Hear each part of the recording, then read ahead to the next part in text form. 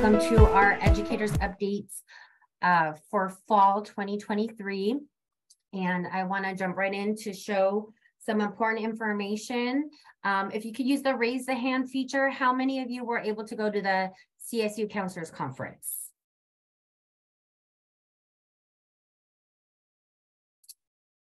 Okay, I don't see any raised hands, so then this information will be new, some of it. Okay, I see one, awesome. Thanks, Christina. And so, yeah, so I will be sharing a little bit of that information, but specific to Cal State San Bernardino. And then again, I want to give social work and nursing time. So I'm going to go ahead and share my screen. First of all, I want to thank you for being, for all that you do and being patient with us this year.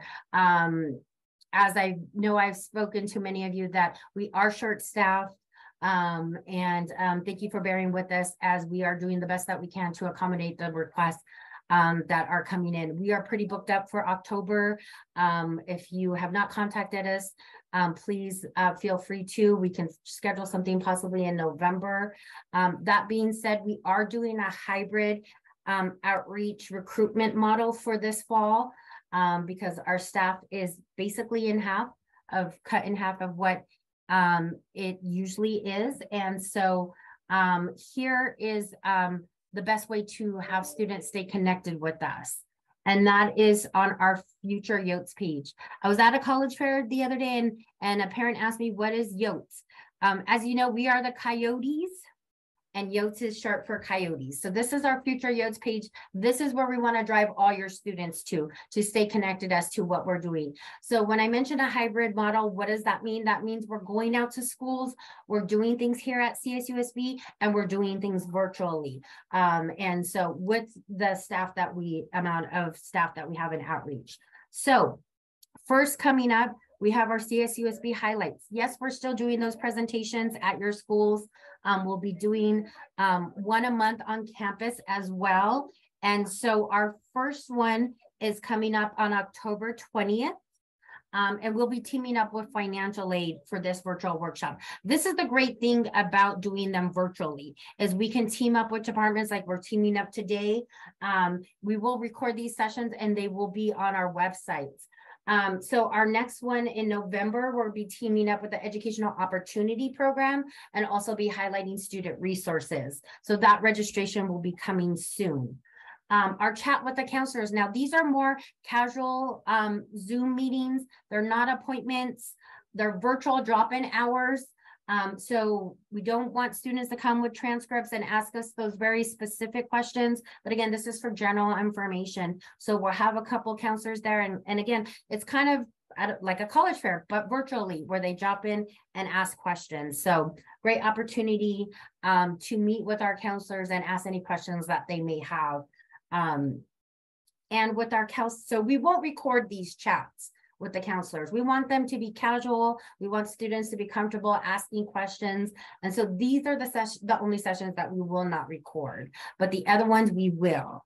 And so Cal State Apply, we will be doing these at the schools. Again, put your request in. I will show you something new, hot off the press, that we found out this morning. And so, of course, we'll be doing these at your schools. We're going to be offering virtual and in-person Cal State Apply workshops here at the San Bernardino campus and Palm Desert. So we had our first one on October 3rd. We didn't record that one. There were some technical issues, but the next one that we will have virtually, we will make sure to record and put on our website. We have 2 in-person ones coming up at our San Bernardino campus. And so students can register. They need to register in advance to make sure that we can offer the free parking permit for students. And we do have a deadline to get that to parking services. So it's important to register early for that. And then we'll do some virtual ones as well. We'll be adding the information for the end of November. And Palm Desert campus will be hosting 2 as well. In October, one in October and one in November at their campus. So again, we are short staffed. We will do the best we can to accommodate the request, but there's many ways for students to connect with us. this fall. And as we've learned from being virtual, some students really do like the convenience of the virtual. Like I said, if they can't be come in live with us in these virtual sessions, we will record and put them on our website. So I will be cleaning these up, taking the spring things out soon, putting our fall recordings on here for students that were not able to make the session. Also, super important, our counselors resource page. So this is where you're going to want to go. This is where we have the registration for today. We'll do another one in spring. And hopefully team up with financial aid in spring. So, so more information to come on that, but hot off the presses, we just got this information this morning in our outreach meeting is this request form is now on our website. And this is the best way to request because I'm inundated with emails. And so this is a better way for us to track your request and make sure that we get back to you in a timely manner. So again, this just went live this morning. You'll go ahead and it still will come to me, but this is where you'll put in the information that we'll need for the event. So this is the best way to request. Of course, you can still email me, but this will be what we would really ask our educators to put in their request for, so we can better track the requests and see what's coming in. Right now, we usually have territories. You're used to working with specific counselors. We're not really doing territories this year. We are just, whatever requests come in, we're trying to fulfill those as best as possible. So that's why this would kind of work best right now. So again, hot off the presses, opened it up this morning. And then I also wanted to highlight our campus tours. I do get emails from educators about our campus tours. Best thing to do is to go on to our campus tours website.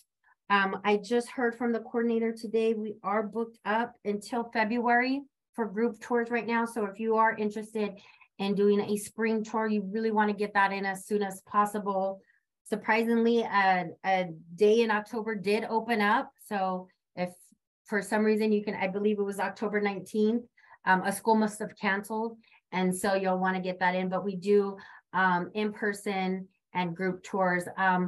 Also, we are on the college tour program that's on Amazon Prime. So I wasn't aware of this show. It's called the College Tour. We are the second California university to be on here, and the first Cal State to be showcased on this YouTube channel show. I'm sorry, Amazon channel show. And so we will be doing a live, a virtual watch party for this. This is really awesome. I know when I first heard about it, I was like, I don't know what it is. I don't understand. And then I saw the videos, and it's coming from the student perspective. And so it's amazing. Please share this with your students. Again, this is on Amazon Prime, and I believe our episode will air in November. And this is just something awesome that our campus will be able to have some great exposure, not just in California, but you know, to many, many students. And so we're very excited about this. And so really quickly then, some Cal State Apply updates. Obviously, the application is open. Priority deadline is November 30th. This is from the CSU Counselor Conference. So some will have extended their deadlines to beyond November 30th. Right now, our deadline is November 30th. We may extend it. We won't know until we get later into November. But very important to know that we really do recommend to get those priority applications in by November 30th. There's not too many changes to the application this year. So I'm going to breeze through some of this stuff. And this what I'm showing you right now is on the Cal State website. So just look up Counselors Conference. If you missed it and you weren't able to attend the Counselors Conference, this PowerPoint and all of our highlight ones are on the calstate.edu website. And so very important. We get this question all the time. A lot of students are doing dual enrollment and taking college courses. So high school students taking college courses, and how do they report that? I know some students are even getting associate degrees and still in high school. A student has not graduated high school, so they are still a high school student with college credit, no matter how many college units they have. So very important, and they'll put that on that extended profile. They'll put the college courses under the college work. You will not put it under the high school work. You'll enter in your A through G's under high school, college work under college. On the A through G matching screen, that's when you will check to see that if that specific college course counted for an A through G in high school. So again, it doesn't matter if the student's getting an associate degree or not, or has 50, 60 units in college. They are still a graduating high school senior with college credit. That question always comes up every year. They have to fill out everything, and all quadrants need to be green before they can submit.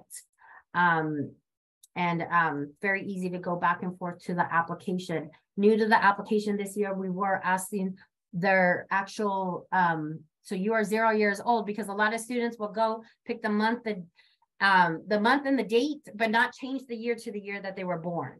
And so that's has been updated to the application this year. Also new, the household information. A new question: you currently do not live with your parents, step-parents, and do not have any contact nor financial support from them in the last 12 months. So that's a new question under household income size information. It's super important that students autofill their high school. So, you know, type it in. They can search by city, by zip, and make sure that that high school gets auto-filled and selected that way, because that's going to help them when they're filling out their A through G, along with the A through G matching screen as well. So we know students are born with these devices, smartphones and that in their hands, and they type really fast, but they really do need it to let it auto-fill and pick the school, because that's going to help them when they're filling out the application. Also, California colleges, if students have that, and we highly recommend our high schools to utilize this, because students can enter in their information. This is now free to all schools in California,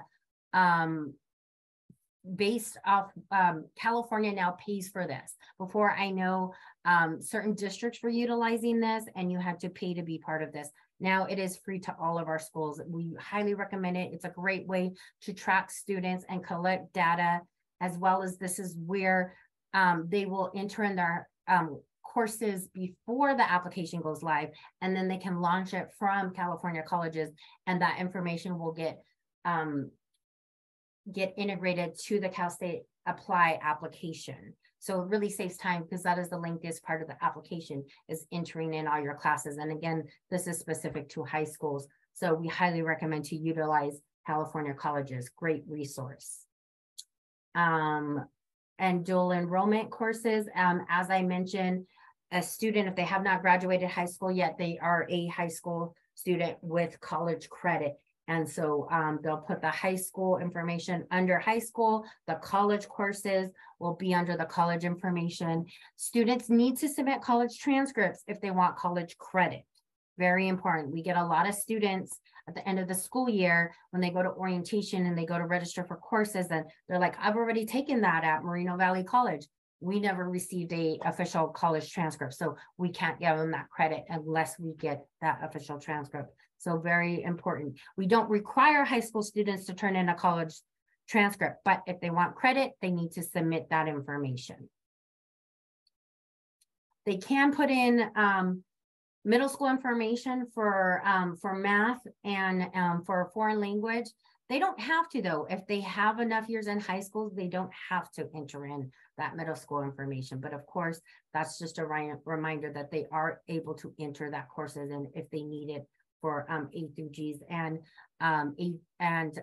with high schools, validation now is part of the application. Again, students want to check on the A through G matching screen to make sure that that information gets updated. We often have students that are in band and in other ensembles, and so they take a course more than once. And so now that if they're taking jazz more than 1 year, that will get calculated into a GPA and not be used as like a repeated course, which is awesome because that will help their GPA for students. So again, A through G matching screen for high school, this is my favorite part. You check to see what you've entered in, where you're at, expand the profile, especially if you've taken college courses, to make sure that it's fulfilling the right requirements. So it's important that students enter in all their courses. Don't forget the senior year, and transfer students, don't forget fall and spring courses. For transfer students, we do want those requirements completed by the end of spring, the 60 units and the Golden 4, so very important. The Educational Opportunity Program, the EOP state deadline is January 15th. We just heard from our EOP office that the priority deadline is December 15th. And so we do highly recommend that students get in that educational opportunity application, which is part of Cal State Apply, by December 15th, because that is their priority deadline. But they do have to go till to January 15th to submit. Recommenders, if you get an email that a student put you as a recommender, you generally have 2 weeks to submit that to them. And I believe that's been updated because there was some confusion that says like it's due today. So I believe that they updated that on the application to give it 2 weeks. And of course, we always tell students, please talk to your counselors, your teachers before you just get that email and caught kind of off guard with that request. Now, students, once they submit the application, the only part, they can't make any corrections to a submitted application. So they should make sure it's done to the best of their abilities before they submit. They can go back and access the EOP application, but if they did not submit an application to Cal State San Bernardino and then they want to submit an EOP application to us, you need that admissions application already submitted. We recommend to do both at the same time because we don't want students to forget to do the EOP application. And so it's best to submit both at the same time, but the EOP application is the only thing that you will be able to go back to and have access to submit until the December 15th deadline. Or I'm sorry, January 15th. And then there's updated on the fee waiver notice. So if they're eligible, this will show up again. All the application needs to be completed. If they're not eligible, this will show up. And now with some information for students to kind of check to see maybe they made an error in the application and can come back and fix that before they submit. And then of course they should review. This is the very last thing before they submit, review everything before they submit. And so I want to, we'll take questions at the end. I know my colleagues are answering questions in the chat as they are coming in. I'm going to turn it over to social work now. And then again, we'll take some questions at the end. So thank you so much. Let me stop sharing. All right. Well, good morning again. My name is Nick Watson, and I'm the director of the bachelor's program here at CSUSB.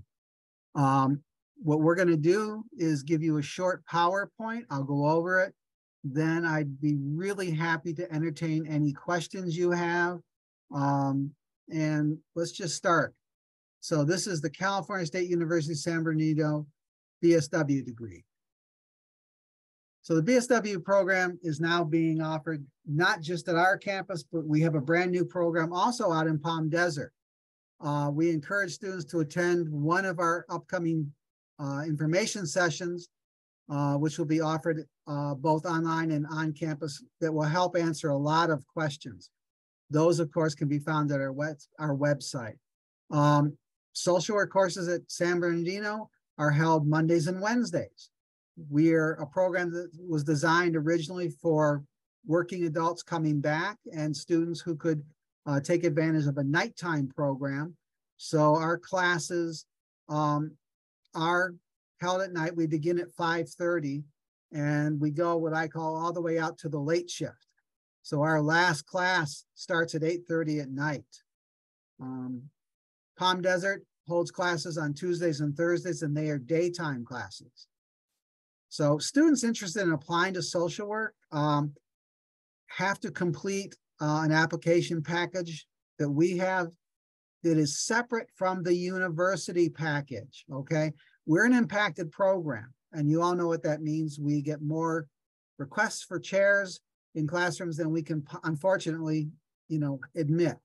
So October 1st, our supplemental application opened up, and it's going to run through December 15th. There's a link here to that, and since it's going to be recorded, you can come back and get that. A quick note, we are not necessarily doing rolling admissions, but we are trying to get quicker on our end to be more responsive to students. So we are implementing a new system for evaluating applicants, and we will let them know as we make decisions instead of holding off to a past or a single date. So the requirements: first-time freshmen, you need to apply to CSUSB, of course, and use Cal State Apply. They complete the BSW supplemental program application during their sophomore year.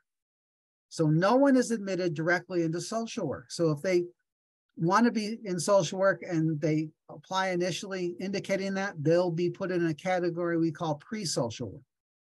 So we encourage them in that sophomore year to complete our supplemental application. That's how they get admitted fully. They go through our secondary application process. They complete the prerequisite classes from when they started, and we have a list that's available. They have to have a GPA of 2.5 or better, and probably the thing that is the most daunting for all our students is we make them write a personal statement. So no one likes to talk about themselves, so that's always the hardest part. But we will assist and help with them where we can. It basically is a 3 to 4 page statement inside the application. And it's to kind of see if they really fit in and have them self-evaluate, is this what they really want to do? We require 2 letters of reference, and the forms are also provided in our application packet with some instructions on what constitutes a good reference. So your cousin Sally is not a good reference, okay? It's not a professional reference. We're looking for more professional references in terms of admission. Here are some of the prereqs. We need written communication. We're looking for English, like our equivalent to 107A. Oral communication. This I know is always interesting because everyone seems to have a different standard at their school. We're looking for something that's the equivalent of 1006, or used to be 106. Math, here's what we're looking for. An advantage if students do a math around the 1201 to 1205s, they can pick up some credit for some other classes, but we do require math as part of the prerequisite. Critical thinking we look for. This one lately I've been finding is problematic. Students are coming in and they're late to the game and taking biology with a lab. We require bio and a bio lab. And it's kind of hard when I discovered that all they took was biology and they're a second semester junior and they need a bio lab. That's not great. So encourage them and remind them these are classes they should take. We do have a Spanish requirement. You have to be the equivalent of Spanish 1112. Now, we don't have a testing out program that we use for social work, but you can take a test, which is the Spanish placement test. And if you place above what we need, we will waive our Spanish requirement for those students. Psychology, basic social. Obviously, that makes sense. This is social work. We want everyone to take a criminal justice introductory class. Now, this is a class that if they can get at a community college, super. That's really great because criminal justice here, like social work, is impacted. Now, I've got a deal with criminal justice though, that they'll let fully admitted social work students in to their intro class, but space is always limited. So if they can take it at a community college and that's where you work, please recommend they do it there. Math and stats. So if you look back up at the math and the requirements, you see the second one in is 1201. If you look at the stats requirement, you can fulfill that requirement if you take that. Also, we offer 2 other versions, psychology 2210 and admin 2210. And of course, the one in concrete, hard and fast requirement is that all students who wish to be considered to enter the full-time program must take Social Work 2000 to be considered for admission to the full-time program. Is that it? Oh, here we go again. Here's my next pitch. Intro to social work. Some community college have an equivalent. We've worked out a deal. You offer classes that meet our standards. Anyone who's interested in that, let me know. We can talk about what it would take to offer an equivalent course on your own campus. So a lot of students can take them in their current schools. We do accept a limited, and that's why it's in red, a very limited number of students for fall and spring for cross enrollment. And that is specifically for our Social Work 2000 class. But because of the way cross enrollment works, it's a first come, first serve basis. And again, it's very limited. There are equivalent courses available at Moreno Valley, Crafton, Victor Valley right now. So if you're an RCC student, obviously Moreno Valley, you can take classes there. If you go to Valley College, Crafton's the sister school for Valley, you can take social work there. Victor Valley, we worked with them to establish a program, and so we take their equivalent. Conditional admitted students. Admittance is contingent upon the completion of Social Work 2000 in the spring or summer before starting our program. So we will admit students sometimes where everything else looks great, we really like them, but they haven't taken 2000. We always offer one section of Social Work 2000 in the summer, but also keep in mind for your students, summer tends to be a little expensive. So a lot of times we have to work with students who need that because we need to then complete an early start supplemental application on top of everything else. So the best deal is to try and take it at your local community college or a sister institution. So we put this down as important to know. So the BSW program accepts student applications only in the fall for admission for the next fall. So we open in October, we just opened, and we're going to close December 15th. Students begin courses in the major only in the fall following acceptance. BSW courses are offered in a strict order. We're sequential. So our program is designed that you can enter the program and complete it in 2 years. Unlike a lot of other programs, social work is a little different. Students who complete the social work degree get a BASW, which is a Bachelor's in Applied Science and Social Work. It is a professional degree because we are a fully accredited program with a Council on Social Work Education. In relationship to that, in our second year, students will do a 9-month, 2-day-a-week internship where they will actually be placed in a community-based agency. They will work with real clients and really get a sense of what social work is about. The goal is that when they leave our program, they are prepared to actually enter the field. They are professionals and they can begin their practice at that level. Let's go to the next one. We're working. Okay. We offer one specialized program within social work, and again, it is somewhat different. That is the Title 4E Public Child Welfare Stipend Program.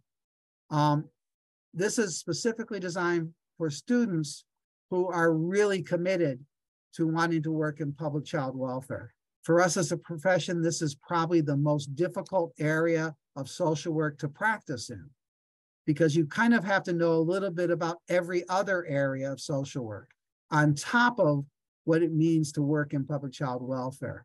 So students really do. They need that interest.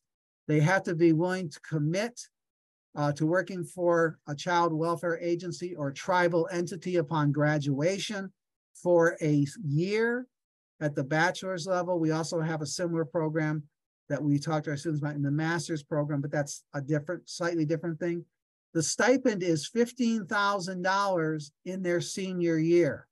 So if they are accepted into the program and get the stipend, we will give them $7,500 each semester for their use in related to their college courses. This also is dependent upon admission to social work, and there is a secondary application again for this because we have a limited number. We put students into cohorts. So we have what we call a generalist cohort. And then for those interested in public child welfare, we have our public child welfare cohort. I have 15 stipends a year. So out of what on average is 28 to 30 students, only 15 will qualify for the stipend. And it's really designed for people who are serious about public child welfare. Because I'll tell you as a social worker, if they're not, it's not worth the $15,000. Seriously. Okay, let's answer the next one. All right, here we go for further assistance. So my information is up here. Students, counselors, feel free to email me at nick.watson@csusb.edu. Here is the information for our website and a link. And here are the phone numbers for our offices. Please, as a counselor, feel free to reach out to me. It's the busiest time of year right now because we're doing admissions, and I am doing, like you do every day, I am knee-deep in advising students because I advise all of the bachelor's program students myself. I find that's really important. I want to make sure they're on track and going in the direction they need to go to. But do not hesitate if you have a question to reach out. I will do my best to get back with you in 28 to 48 hours. And thanks for paying attention. Thanks for listening. I really appreciate you coming out. And I just want to do a thing. Here, I'm looking at everyone's screens and I see Christina. I see some SDSU pennants on behind you. That's my alma mater. I got both my bachelor's and my master's degree at SDSU. So thanks a lot. I really appreciate it. If you have questions, I guess I get to answer some now. We'll take questions at the end. We have one more program. Okay. To talk. So if you have dire social work questions, please keep them. I want to make sure we have enough time for nursing. Thank you, Nick, so much. All right, I'm going to hang out. I'll be here. Okay, thanks. And thank you, Maria. So I want to go ahead and introduce our next presenter, Nancy Wolf, for our nursing department at the Palm Desert campus. So Nancy, thank you so much for joining us today. Is that okay?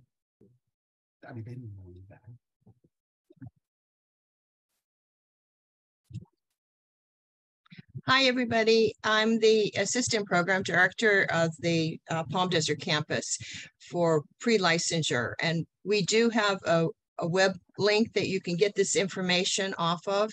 You go to the CSUSB and you go under programs and you look for pre-licensure nursing. And there's a lot of information on the website that you would need. We do admit students 2 times a year. We have a cohort of in the fall and again in the spring. We only admit 20 students in each cohort because our students go to the hospitals and we're limited as to how large each clinical rotation can be by the hospital. So we have to be able to have a clinical site for all the students that we admit. So the prerequisition courses are listed here. And first, you have to apply to the university. And when you apply, you have to apply as a pre-nursing student.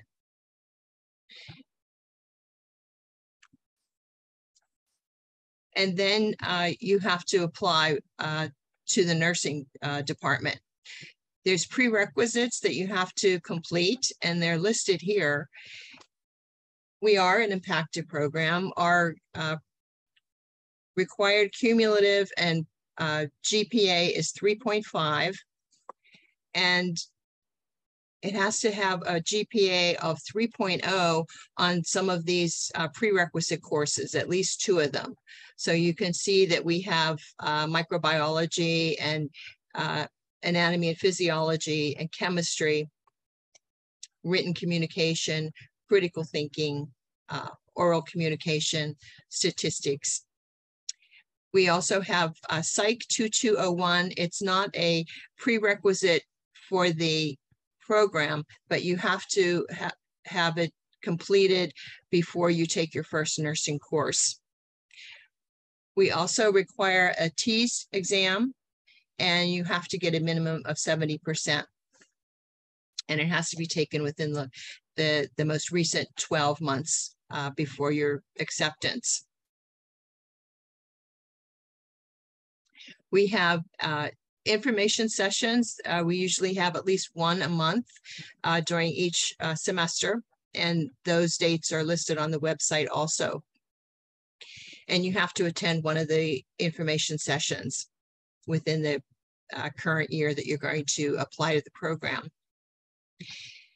We also have preference for residents of the CSUSB local area, as well as veterans, as well as people that are bilingual.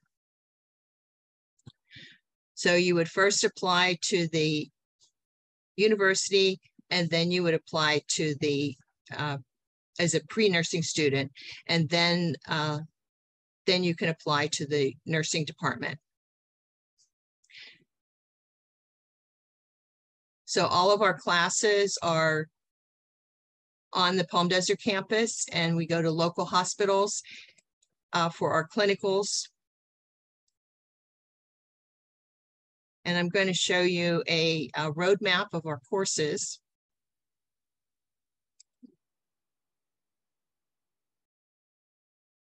Can you see the roadmap, or do I need to share? You see it?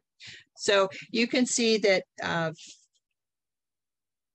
there are some students that come to the Palm Desert campus as a freshman right out of high school. And so they would be in the pre-nursing program, and they would take courses here in their freshman year, both semesters, and then their sophomore year, you can see what they are. And then that would be 3 semesters that would be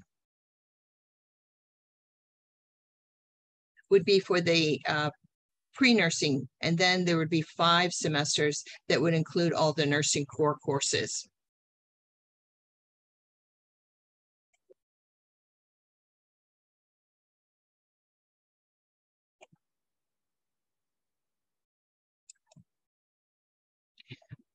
We also have Professor Pintasoren here that is going to talk about the MSN program.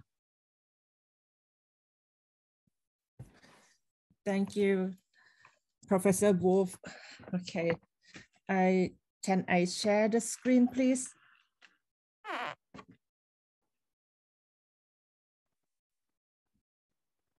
I have no ability to share this screen. Okay, thank you.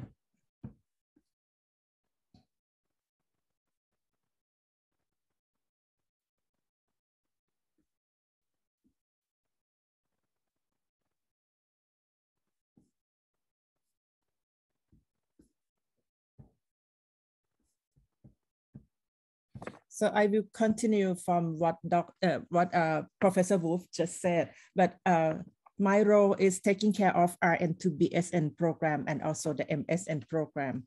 So I will start from the MSN, which is the Master of Science in Nursing.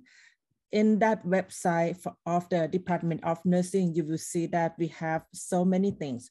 We have the programs here that include the RN to BSN, RN to BSN CEP program, and also the Master of Nursing Science of Nursing. And we have the Bachelor of Science in Nursing, which Professor Wolf is already talked about. So once you want to have the information, just click the program and then you will see the requirement. We offer 3 concentration. This is hybrid program, but it means that you have to have the bachelor degree in nursing or have the RN degree from the associate degree program. And you have to have the RN license. We offer advanced community public health nursing, population health for clinical leaders. This is kind of the leadership thing that you will work as a leader in the hospital. The other one is the nurse educator. With the 3 concentration, you can find the roadmap here. In the roadmap, this will talk about the concentration that are different. The color code tell the concentration. They have the detail here. So for the black one, it means that this is the core course that everybody have to study. And the program, like for example, nurse educator, the student will study the black one and the blue one. For advanced community public health, the student will study the black one and green and red one.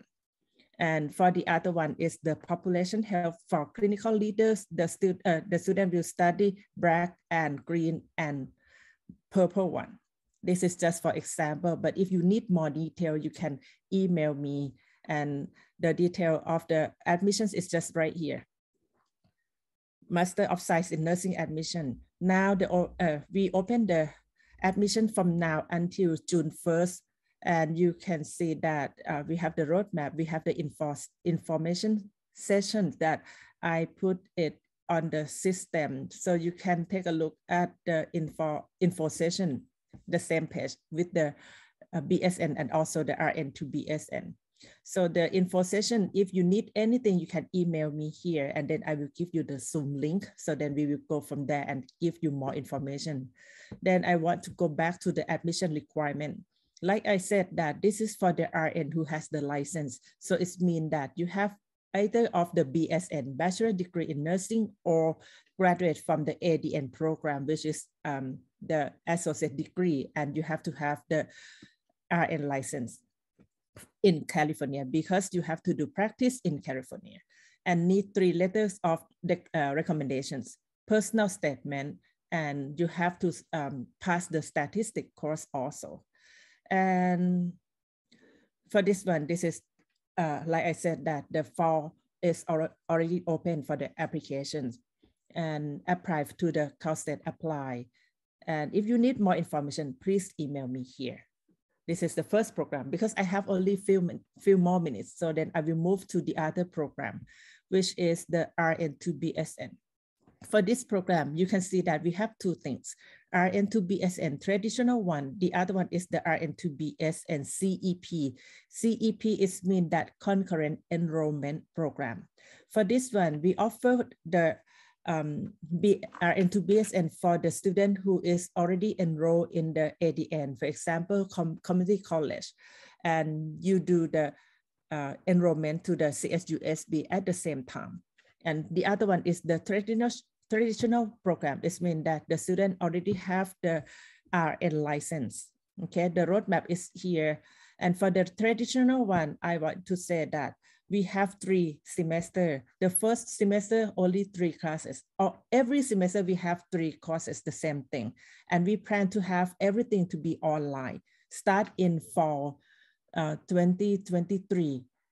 We try to develop everything online. Right now, we have the hybrid one, which means that we let the student to meet week 1, 5, 9, and 15. Other than that, the student do the asynchronous class by their own. And this is all the program learning outcome. Oh, sorry. And then this is the roadmap, right? So the other one is called CEP. This is just for example that you can see the roadmap for the RCC CSU San Bernardino. And we are going to develop the CSU San Bernardino and Community College in the Desert, which is a COD, right? College of the Desert. We start to have it maybe in fall. So it's been that for the first semester, if the student enroll to the COD or community college, and the student will also enroll to the CSUSB nursing at the same time. And once complete the community college, in the 4th semester, the 5th and 6th semester, the student will continue to complete the degree with us at the CSUSB. This is just for example. We are developing the connection with the community, the College of the Desert. So the roadmap is underdeveloped. We don't have it yet. And I want to go back to let you see the requirement of the admission. You can see this. Okay, this is the admission requirement. This is hybrid, okay? Proof of current California license. This is for the traditional one, but for the one who has the CEP, you will not have the license yet because you will be in the community college too. And the GPA is supposed to be more than C or more than C, and completion of prerequisite course before starting the program. And this is the prerequisite course. These are the prerequisites that you can see, that biology and chemistry, English, critical thinking, oral communication, maths. And if you look at this, okay, I have to move this up.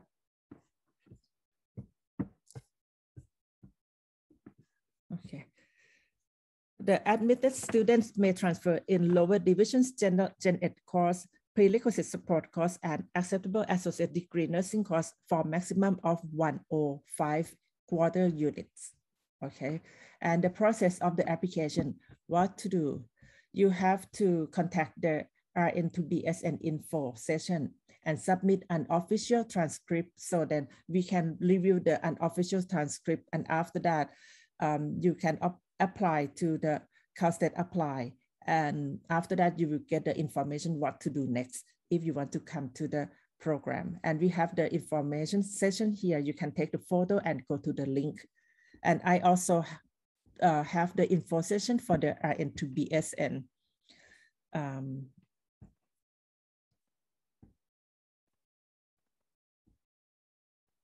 Maybe go here. Same thing. It's gonna go to the info session.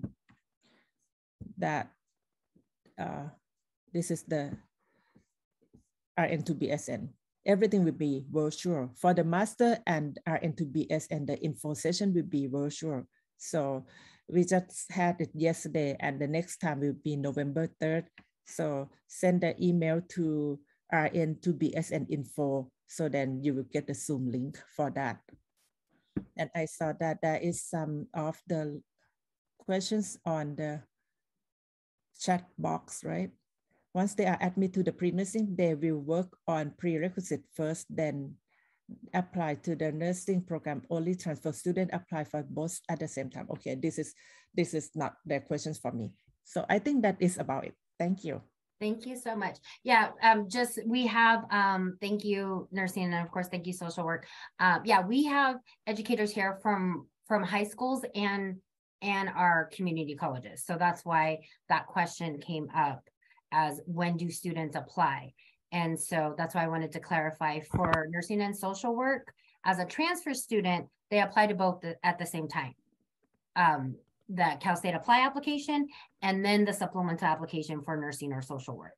For high school students, they apply as pre-program, and then they do prerequisites, and then they apply to the programs later. So it's different depending on if it's a high school or a transfer students, but transfers do both at the same time.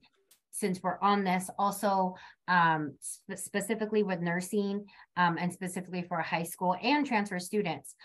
So the high school GPA is a 3.7 prerequisite, or 3.7 overall for high school to be admitted as pre-nursing.